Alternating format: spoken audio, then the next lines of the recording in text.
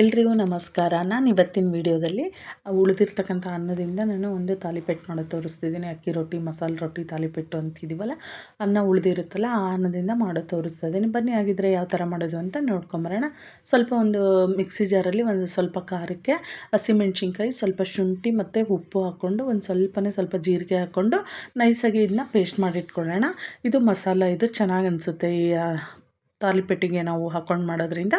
ಆಮೇಲೆ ನಾವೇನು ಅನ್ನ ಉಳಿದಿರುತ್ತಲ್ಲ ಆ ಅನ್ನನೂ ಹಾಕ್ಕೊಂಡು ನೈಸಾಗಿ ಇದನ್ನು ನೀರು ಹಾಕ್ದಂಗೆ ಮಿಕ್ಸಿ ಮಾಡ್ಕೋಬೇಕು. ನೀರು ಸ್ವಲ್ಪನೂ ನಾನು ನೀರು ಮುಟ್ಟಿಸಿಲ್ಲ, ಬರೀ ಹಾಗೇ ಈ ಥರ ನೈಸಾಗಿ ಪೇಸ್ಟ್ ಮಾಡಿ ಇಟ್ಕೊಂಡಿದ್ದೀನಿ. ನೋಡಿ, ಇದು ನಿಮಗೆ ಎಷ್ಟು ಅನ್ನ ಇರುತ್ತೆ, ಎಷ್ಟು ಕ್ವಾಂಟಿಟಿ ಮಾಡ್ತಿದ್ದೀರಾ ಅದನ್ನು ನೋಡ್ಕೊಂಬಿಟ್ಟು ನೀವು ಅದನ್ನು ನೀಟಾಗಿ ಈ ಥರ ನೈಸಾಗಿ ಮಿಕ್ಸಿ ಮಾಡಿ ಇಟ್ಕೋಬೇಕು. ಈಗ ಮಿಕ್ಸಿ ಮಾಡಿ ಇಟ್ಕೊಂಡಿದ್ದೀನಿ. ಒಂದು ಚಟ್ನಿ ಮಾಡ್ತಾಯಿದ್ದೀನಿ ನಾನು, ಶೇಂಗಾ ಬೀಜದ ಚಟ್ನಿ ಮಾಡ್ತಾ ಇರೋದು. ಇದು ಅಕ್ಕಿ ರೊಟ್ಟಿ, ಮಸಾಲೆ ರೊಟ್ಟಿಗೆ ಶೇಂಗಾ ಬೀಜದ ಚಟ್ನಿ ಸೂಪರ್ ಕಾಂಬಿನೇಷನ್.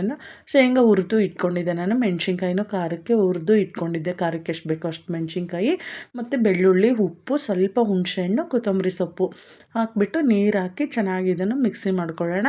ನೋಡಿ, ಚಟ್ನಿನೂ ರೆಡಿ ಆಯ್ತಲ್ವ. ಇವಾಗ ಅಕ್ಕಿ ರೊಟ್ಟಿ ಹಿಟ್ಟನ್ನು ನಾವು ಪ್ರಿಪೇರ್ ಮಾಡ್ಕೊಳ್ಳೋಣ. ನಾವು ಫಸ್ಟೇನು ಇದನ್ನು ಅನ್ನನ ಮಿಕ್ಸಿ ಮಾಡ್ಕೊಂಡಿದ್ವಿ ಅಲ್ವಾ, ಆ ಅನ್ನನ ನೋಡಿಬಿಟ್ಟು ಎಷ್ಟು ಬೇಕು ಕ್ವಾಂಟಿಟಿ ನೋಡಿಕೊಂಡು ಹಾಕ್ಕೋಬೇಕು, ಅದನ್ನು ಮಿಕ್ಸಿ ಮಾಡ್ಕೋಬೇಕು. ನಾನಿಲ್ಲಿ ಸ್ವಲ್ಪನೂ ನೀರೇನು ಮುಟ್ಟಿಸ್ತಾನೆ ಇಲ್ಲ, ಬಿಸಿನೀರು ಹಾಕ್ಕೊತಾ ಇಲ್ಲ, ಬೇರೆ ನಾನೇನು ಮುದ್ದೆ ಥರ ಏನೂ ಮಾಡ್ಕೊತಾ ಇಲ್ಲ. ಈ ಉಳಿದಿರೋ ಅನ್ನದಲ್ಲೇ ಮಾಡ್ಕೊತಾ ಇರೋದು. ಆ ಅನ್ನ ಮಿಕ್ಸಿ ಮಾಡ್ಕೊಂಡಿರೋದಕ್ಕೆ ಸೊಪ್ಪುಗಳು ಹಾಕ್ಕೊತಾ ಇದ್ದೀನಿ. ಸಬ್ಬಸಿಗೆ ಸೊಪ್ಪು, ಮೆಂತ್ಯ ಸೊಪ್ಪು ಮತ್ತು ಕೊತ್ತಂಬರಿ ಸೊಪ್ಪು. ಆಮೇಲೆ ಒಂದು ಕ್ಯಾರೆಟ್ನ ತುರಿದು ಹಾಕ್ಕೊತಾ ಇದ್ದೀನಿ. ಈರುಳ್ಳಿನ ಚಿಕ್ಕದಾಗಿ ಕಟ್ ಮಾಡಿಕೊಂಡು ಈರುಳ್ಳಿ ಹಾಕ್ಕೊಂಡಿದ್ದೀನಿ. ಆಮೇಲೆ ನಾವು ಶುಂಠಿ ಮತ್ತು ಮೆಣಸಿನ್ಕಾಯಿ, ಜೀರಿಗೆ, ಉಪ್ಪು ಹಾಕ್ಬಿಟ್ಟು ಪೇಸ್ಟ್ ಮಾಡ್ಕೊಂಡಿದ್ವಿ ಅಲ್ವಾ, ಆ ಪೇಸ್ಟನ್ನು ಹಾಕ್ಕೊಂಡು ಎಲ್ಲ ನೀಟಾಗಿ ಈ ಥರ ಮಿಕ್ಸ್ ಮಾಡ್ಕೋಬೇಕು. ಫಸ್ಟು ಏನು ಅನ್ನದ್ದು ನಾವು ಮಿಕ್ಸಿ ಮಾಡ್ಕೊಂಡಿರ್ತೀವಲ್ಲ, ಅನ್ನದಕ್ಕೆ ಮಿಕ್ಸಿ ಮಾಡ್ಕೊಂಡಿರ್ತೀವಲ್ವ ಅದಕ್ಕೆಲ್ಲದನ್ನು ಇದನ್ನು ಮಿಕ್ಸ್ ಮಾಡಿಕೊಂಡು ಆದಮೇಲೆ ಹಿಟ್ಟನ್ನು ಹಾಕ್ಕೋಬೇಕು. ನಾವು ಅಕ್ಕಿ ಹಿಟ್ಟಾದ್ರೂ ಹಾಕ್ಕೋಬೋದು, ಇಲ್ಲಾಂದರೆ ರಾಗಿ ಹಿಟ್ಟಾದ್ರೂ ಹಾಕ್ಕೋಬೋದು.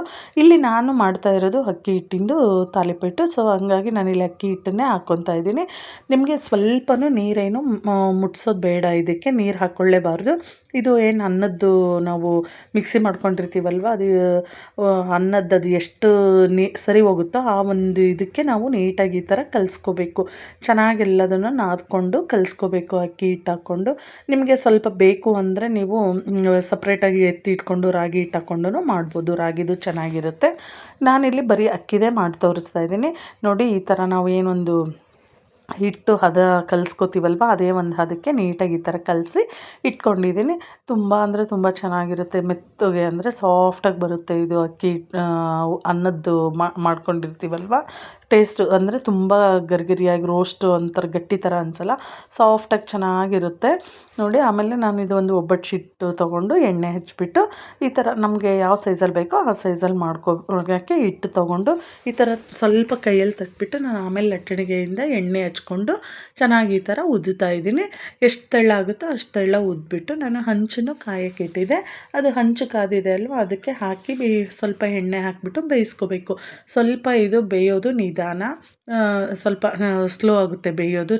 ಅಂದರೆ ಸ್ವಲ್ಪ ಟೈಮ್ ಹಿಡಿಯುತ್ತೆ, ಚಪಾತಿ ರೊಟ್ಟಿ ಥರ ಬೇಗ ಬೇಯೋದಿಲ್ಲ. ಆಮೇಲೆ ಒಂದಾಗೋ ಅಷ್ಟೊತ್ತಿಗೆ ನಾವು ಆರಾಮಾಗಿ ಇದನ್ನು ಇನ್ನೊಂದನ್ನು ಮಾಡಿ ಇಟ್ಕೋಬೋದು, ಉದ್ದಿ ಇಟ್ಕೋಬೋದು ಈ ತಾಲಿಪೆಟ್ಟು ಅಥವಾ ಅಕ್ಕಿ ರೊಟ್ಟಿನ. ನೋಡಿ, ಇವಾಗೆಲ್ಲ ಚೆನ್ನಾಗಿ ಉದ್ದಿ ಇಟ್ಕೊಂಡಿದ್ದೀನಲ್ವ, ಇದನ್ನು ಸಹ ಚೆನ್ನಾಗಿ ಬೇಯ್ತಾ ಇದೆ. ಒಂದು ಸೈಡ್ ಬೆಂದಾದಮೇಲೆ ಇನ್ನೊಂದು ಸೈಡು ನಾವು ಟರ್ನ್ ಮಾಡಬೇಕು, ಉಲ್ಟಾ ಇನ್ನೊಂದು ಸೈಡನ್ನು ಬೇಯಿಸ್ಬೇಕಲ್ವ. ನೀಟಾಗಿ ಇನ್ನೊಂದು ಸರಿನೂ ಹಾಕಿಬಿಟ್ಟು ನಿಮಗೆ ಬೇಕು ಅಂದರೆ ಎಣ್ಣೆ, ಬೆಣ್ಣೆ, ತುಪ್ಪ ಯಾವುದಾದ್ರೂ ಹಾಕೋಬೋದು. ಈಗ ಇನ್ನೊಂದು ಕಡೆನೂ ಬೆಂದಾದಮೇಲೆ ನಾನು ಇಲ್ಲಿ ಇದಕ್ಕೆ ನೋಡಿ, ಇವಾಗ ಇನ್ನೊಂದು ಸೈಡು ಬೇಯ್ತಾ ಇದೆ ಅಲ್ವ, ಇದು ಬೆಂದಾದಮೇಲೆ ನಾನು ಇದಕ್ಕೆ ಬೆಣ್ಣೆ ಹಾಕ್ಕೊತಾ ಇದ್ದೀನಿ. ಇಲ್ಲಾಂದರೆ ತುಪ್ಪ ಹಾಕ್ಕೋಬೋದು, ಇಲ್ಲಾಂದರೆ ಇನ್ನೊಂದು ಸ್ವಲ್ಪ ಎಣ್ಣೆ ಬೇಕು ಅಂದರೆ ಎಣ್ಣೆನೂ ಹಾಕ್ಬೋದು. ಇಲ್ಲ ನಮಗೆ ಜಾಸ್ತಿ ಎಣ್ಣೆ ಬೇಡ ಅಂದ್ರೂ ಅಷ್ಟೇ ಸಾಕು ಅಂದ್ರೂ ಹಾಗೇನೂ ಬಿಟ್ಕೋಬೋದು. ಟೇಸ್ಟ್ ಅಂತೂ ಸಾಫ್ಟಾಗಿ ಸಖತ್ ಚೆನ್ನಾಗಿ ಬರುತ್ತೆ. ಹಿಂಗೆ ಲಾಸ್ಟಿಗೆ ಇನ್ನೇನು ತೆಗಿತೀವಿ ಅನ್ನೋ ಟೈಮಲ್ಲಿ ಈ ಥರ ಬೆಣ್ಣೆ ಹಾಕ್ಕೊಂಡು ಚೆನ್ನಾಗಿ ಇನ್ನು ತೆಗೆದು ಇಟ್ಕೊಂಡ್ರೆ ನೋಡಿ, ರುಚಿಯಾಗಿರೋ ಒಂದು ಅಕ್ಕಿ ರೊಟ್ಟಿ ರೆಡಿ ಆಯಿತು. ನಾನು ಇಷ್ಟು ಒಂದು ಈ ಒಂದು ಕ್ವಾಂಟಿಟಿಗೆ ತೊಗೊಳ್ಳೋದು, ಈ ಸೈಜ್ ಮಾಡ್ತಾ ಇದ್ದೀನಲ್ವ, ಅದು ನಮಗೆ ಮಾಡಬೇಕಾದ್ರೆ ಸೈಜು ಮತ್ತು ತೆಳ್ಳ ದಪ್ಪ ಎಲ್ಲ ಗೊತ್ತಾಗುತ್ತಲ್ವ, ಅಷ್ಟು ಒಂದು ಅಳತೆಗೆ ತೊಗೊಂಡ್ರೆ ಆಯಿತು. ನೋಡಿ, ಸೊಪ್ಪುಗಳು ಎಲ್ಲದನ್ನು ಹಾಕಿದ್ದೀವಿ ಅಲ್ವ, ಸೊಪ್ಪು, ಕ್ಯಾರೆಟು, ಈರುಳ್ಳಿ.